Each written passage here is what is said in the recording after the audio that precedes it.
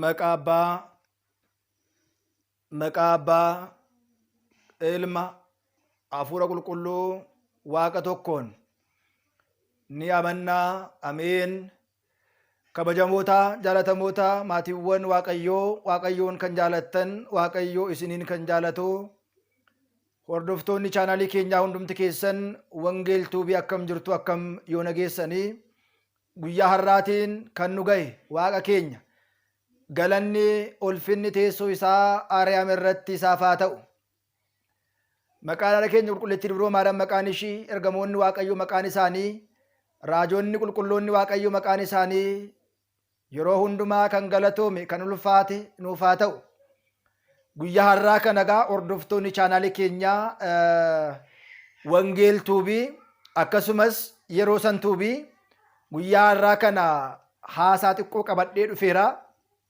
Egaa hunda dursa baroonni dabarsine, yeroon waliin dabarsine, yeroo gaarii, yeroo mishaa, yeroo baay'ee nama gammachiisuu fi gargaarsi keessan narraa kan hin fagaannee fi isinis chaanaalii keenya lamman Yeroo San Tuubii fi Wangeel Tuubii sabiskiraayibii gochuudhaan, laayikii taasisuudhaan, liinkii yuutuubii keenya sheerii gochuudhaan baay'ooliin keessan nu hordofaa turtaniittu. Ammas nu hordofaa jirtu. Egaa galata isiniif laachuufani guyyaa har'aa kana kanan dhufe keessumaati. Ijoollonni biyya Arabaa jirtan, obboloonni keenya, deeggartoonni miseensi chaanaalii keenyaa hundumti keessan lafa jirtanitti eegumsi ergamootaa, kadhaan haadha keenya qulqulleettii Dubroo Maariyaamii, dhiifamni gooftaa keenya uumaa keenya Sillaasee isin faana haa ta'u jechuun barbaada.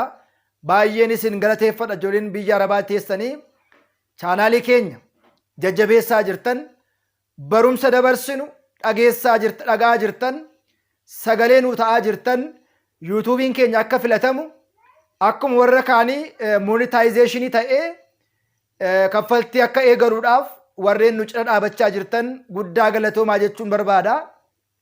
Egaa chaanaaliin keenya yeroo ammaa kana guddachaa jira. Gara milkaa'inaatti deemaa jira. Kana gaafa jennu chaanaaliin koo kan koo otoo hin ta'in kan keessanidha. Waa baay'ee yaada garaagaraa, barumsa garaagaraa itti argachaati jirtu. Ammas nutis cimnee akka itti fufnuudhaaf barumsi afaan Oromiffaatiin keessumaati yeroo baay'ee viidiyoo irratti waan itti dhaga'amuu fi wanta nu fudhatu tokko isinitti himuun dirqama ta'a. Yeroo baay'ee sirbi tokko gaafa ba'u sabiskiraayibiinsaa sa'aatiinsaa hanga miliyoona 2-3 ilaalamaa jira. Qoosaa yoo ta'u, sirba yoo ta'u, diraamaa biyya lafaa yoo ta'u, sabiskiraayibii guddaa argata, ilaalcha guddaatu ta'aafi. Garuu barumsa mana amantaa, wangeela jireenya gara bara baraatti, du'a irraa gara jireenyaatti, sagaagala irraa gara qulqullummaatti, shakkuu irraa gara amantaatti nama fidu gaafa dabarsinu garuu namoonni nu hordofaa jirtan namoota muraasadha. Walumaa gala akka chaanaalii afaan Oromiffaatti faaruun Amaariffaa, lallabni afaan Amaariffaa sabiskiraayibiis guddaa qaba, miseensa guddaas qaba. Ijoolleen tawaahidoo qooqa afaan Oromiffaa irra jirtan chaanaalii keenya kan nuti hin guddisne, tajaajiltoonni keenya kan isaan hin jajjabeeffamne maaliifi kan jedhu gaaffii isiniif dhiyeessuufani. Dhugumatti baay'ee natti dhaga'ama. Chaanaaliin kun otoo sirba ta'e, chaanaaliin kun otoo diraamaa biyya lafaa ta'e, chaanaaliin kun otoo qoosaa biyya lafaa ta'e, sa'aatii kana sa'aatiinsaa baay'ee guddateera jechaadha. Yoona kana sadarkaa guddaarra ka'eera. Ijoolleen hedduun afaan Amaariffaan tajaajilan nu duuba ka'anii chaanaaliin isaanii guddate baay'ee jira. Maal jedha Oromooni? Sa'a abbaan gaafa cabse ormi immoo ija jaamsaa jedha.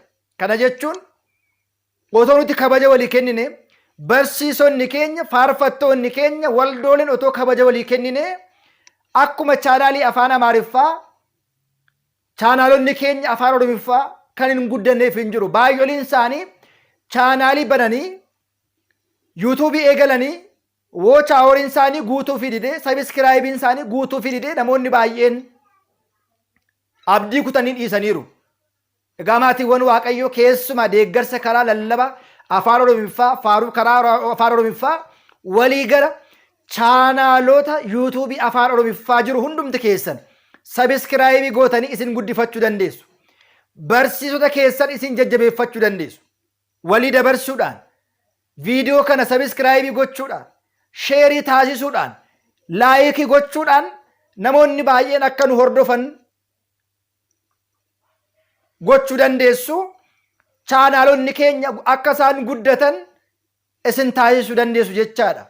Kanaaf isa kana gara fuulduraatti chaanaalii afuuraa mana amantaa keenya Ortodoksii Tawaahidoo faaruus haa ta'u faaruufis baname, lallabaafis baname, waan garaa garaatiif baname sabiskiraayibii gochuun akka nutti baruu fi akka jajjabaannu mixiin wal qabatteetu laga ceetii qunceen wal qabatteetu harba hiitii jedha. Kanaatiif egaa maatiiwwan Waaqayyoo keessumaa qooqa keenyaaf tajaajila afaan oromiffaatiif ga'ee guddaa gumaachuu kan danda'u nudha. Amaariffa irratti fiignee sabiskiraayibii akka goonu, sheerii laayikii akka goonu, feesbuuk irratti sheerii akka goonu hin godhinaa jechuu koo miti. Amaariffi isaa guddatu kanuma keenyadha. Oromiif immoo irra caalaa tajaajila nuti isin tajaajilaa jirru kun namoota bira hedduu bira akka qaqqabuudhaaf, namoonni baay'een akka jabaataniidhaaf, namoonni baay'een amantiitti akka cimaniidhaaf sabiskiraayibii gochuu akka hin daganne biyaans nam tokko viidiyoo yuutuubii tokko ilaaluudhaaf xiqqaatee akkam yoo xiqqaate yoo danda'e viidiyoo kana sa'aatii guutuu ilaaluudha. Yoo dadhabe immoo biyaans laayikii goone dhiisna yoo ta'e faayidaa hin qabu. Daqiiqaa 2-3 ilaallee gara hojii keenyaatti deemuu dandeenya. Inni biraa eerfoonii keenya gurra keenya keewwannee bilbila keenya teebilii waan tokkorra keenyee hojii hojjechaa dhaggeeffachuu ni dandeenya. Inni biraan sagalee isaa qofaa bannee guddisnee hojii hojjechaa dhaggeeffachuu ni dandeenya. Maaliif? Sagaleen keessan nama tokko nuuf bu'aa guddaa qaba waan ta'eedha. Tajaajiltoota tokko tajaajilaa tokkoof sagalee tokko kennuu jechuun sabiskiraayibii tokko laachuu jechuun sa'aatii tokko laachuu jechuun qarshii baasanii kiisiidhaa kennuudha. Nutis isiniin gaafachaa kan jirru qarshii miti. Nuti sirraa kan barbaadaa jiru deeggarsadha. Kanaaf hundumti keessan sabiskiraayibii gootanii yuutuubii afaan oromiffaa keessuma tajaajila wangeela gooftaa keenyaa addunyaa baraaf deemaa addunyaa hunduma maqaa abbaa ilmaa afur qulqulluutiin cuuphaa barsiisaati duuka bu'oota koo taasisaa jedha. Nutis immoo galma keenya kaayyoo keenya galmaan ga'uudhaaf isiniin qabannee afaan oromiffaa akkuma tajaajila afaan amaariffaa iddoo guddaa ga'uu qaba. Ilaalcha yookiin immoo sa'aatii bal'aa sabiskiraayibii bal'aa argachuu qaba. Isin yoo jabaattan nutis jabaannaa. Galata isin galchachuufan dhufee hanga ammaatti nuuf fide salachaan itoo hin jedhin isa gaarummaa qabu isa gaarummaa hin taanes viidiyoo mul'atus viidiyoo hin mul'annes viidiyoo ifatti mul'atus hin mul'annes ilaalaa fi sabiskiraayibii gootanii sa'aatiin keenya akka guddatuudhaaf asiin kan nu qaqqabsiisan galata guddaa isinii kennuufan dhufee ijoolleen biyya arabaa jirtan biyya keenyas kan jirtan biyya keenya alas guutummaa addunyaatti kan jirtaniidhaaf guddaa galatoomaa waan nu deeggaraa jirtaniidhaaf waan nu gargaaraa jirtaniidhaaf ammas galanni koo guddaadha.